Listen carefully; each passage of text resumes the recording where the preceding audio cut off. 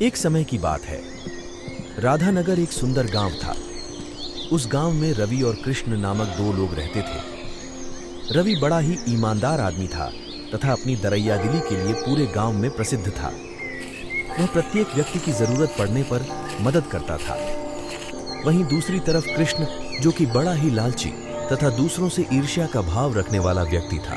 जब भी कभी कोई व्यक्ति किसी भी व्यक्ति की मदद करता तो उसके मन में यह बात होती कि काश वह सहायता जो उस जरूरतमंद व्यक्ति को मिली है वह मुझे मिल जाती। उसे किसी भी बात से संतुष्टि नहीं मिलती थी। रवि तथा कृष्ण दोनों दोस्त भी थे। रवि हमेशा ही कृष्ण की गलतियों को नजरअंदाज कर देता तथा इससे इस बात की उम्मीद रखता कि ईश्वर कभी न कभी उसे अच्छी राह पर ले आएगा। वहीं दूसरी तरफ कृष्ण हमेशा ही रवि को बेवकूफ, ईमानदारी का दिखावा तथा दूसरों के सामने अच्छा बनने की कोशिश करने वाला लगता। वह हर रोज पास की नदी से पानी लाते थे। अरे कृष्ण भाई चलो, नदी से पानी ले आते हैं। हाँ रवि चलो। दोनों चलते चलते नदी के पास आ जाते हैं। वहीं नदी के पास एक झोपड़ी थी जहां एक बूढ़ी औरत रहती थी। वह बूढ़ी औरत शारीरिक रूप से इतनी सक्षम नहीं थी कि नदी से पानी ले आए। सुनो बेटा, मेरा भी एक घड़ा पानी से भर दो। जी माँ जी, मैं जरूर आपका घड़ा पानी से भर लाता हूँ। चुप करो तुम, हमने क्या ठेका ले रखा है? इस बुढ़िया का ये खुद ही भर सकती है अपने लिए पानी। नहीं मित्र, ऐसे ना कहो। बेचारी माँ जी इस काम को करने में सक्षम नहीं है। मैं ही उनका पानी भर देता हूँ। इसके बाद रवि तथा कृष्ण दोनों पानी के लिए नदी में जाते हैं। रवि बूढ़ी माँ का घड़ा भर के उनके घर पहुंचा देता है। इसके बाद रवि तथा कृष्ण अपने घर चले जाते हैं। रवि और कृष्ण दोनों ही अलग अलग गांव में सब्जियां बेचते थे। भाई सब्जी ले लो, ताजी सब्जी। भाई खाने के लिए कुछ है तो दे दो, मैंने 2 दिनों से कुछ नहीं खाया है। पर मेरे पास तो आपको देने के लिए कच्ची सब्जी ही मिलेगी। कोई बात नहीं भाई, आप मुझे कच्ची सब्जी ही दे दो, मैं वहीं खा लूँगा। किंतु मेरे पास पैसे नहीं हैं आपको देने के लिए। अरे कोई बात नहीं, अगर आपके पास पैसे नहीं तो क्या हुआ, किंतु यह कच्ची सब्जी खाने से शायद आप बीमार हो सकते हो। मैं एक काम करता हूँ, जो खाना मैं अपने लिए लाया हूँ, आप उसे खा लो। नहीं नहीं, ऐसे मत कहो। तो तुम क्या खाओगे? कोई बात नहीं, आप ये खाना खाइए, मैं बाद में खा लूंगा घर जाकर। इसके बाद वह भूखा व्यक्ति वह खाना खाता है तथा रवि का बहुत धन्यवाद व्यक्त करता है। भाई ईश्वर जरूर आपका भला करेंगे, क्योंकि कहते हैं कि कर भला तो हो भला। धन्यवाद आपका। इसके बाद अगला दिन शुरू होता है। रवि तथा कृष्ण पानी लेने के लिए घर से निकलते हैं तो फिर से रवि इस बूढ़ी औरत का घड़ा पानी से भरता है तथा कृष्ण फिर से रवि को बुरा भला कहता है।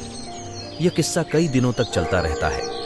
एक दिन जब रवि और कृष्ण दोनों ने पानी भर के बूढ़ी औरत के घर जाते हैं तो वह बूढ़ी औरत उन दोनों को घर के अंदर बुलाती है, जहां अंदर 2 मिट्टी के मटके होते हैं तथा वही एक सोने का घड़ा भी होता है, जिसे देख कृष्ण के मन में लालच आ जाता है।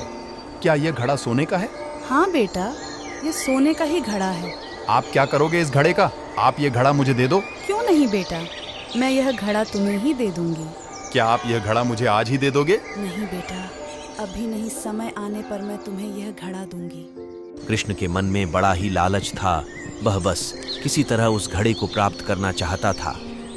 कई दिनों तक कृष्ण और रवि पानी भरने जाते, किंतु कृष्ण को अभी तक वह घड़ा प्राप्त नहीं हुआ। इसलिए वह उस घड़े की चोरी करने के बारे में सोचता है। क्यों ना मैं उस घड़े को उस बुढ़िया के घर से चुरा लूं, क्योंकि मुझे नहीं लगता कि यह घड़ा वह बूढ़ी औरत मुझे कभी देगी। एक दिन रात के समय मौका पाकर कृष्ण उसे घड़े को चुरा लेता है।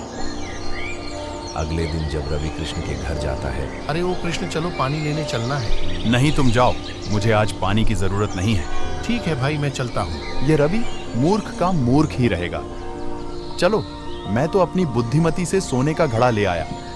अब मैं इस घड़ा को छोटे छोटे हिस्सों में काटकर सोनार को बेच दूंगा। रवि जब पानी लेने जाते समय उस बूढ़ी औरत के घर जाता है तो वह बूढ़ी औरत बड़ी ही परेशान होती है। क्या हुआ माँ जी, आप बड़े परेशान लग रहे हो? कल रात को वह घड़ा यही था, किंतु जब मैंने सुबह देखा तो वह घड़ा यहाँ से गायब था। किसी ने रात को ही उसे चुरा लिया। तो माँ जी, अब आप क्या करेंगे? क्यों ना माँ जी हम पुलिस को यहाँ बुलाएं। हाँ रवि, तुम ठीक कह रहे हो। इसके बाद रवि पुलिस को इस बारे में बताता है। थोड़ी देर बाद पुलिस वहां आती है। इंस्पेक्टर साहब देखिए, कोई मेरे सोने का घड़ा चुरा ले गया है। जी माँ जी, आपके पास सोने का घड़ा है, यह बात कितने लोगों को पता थी?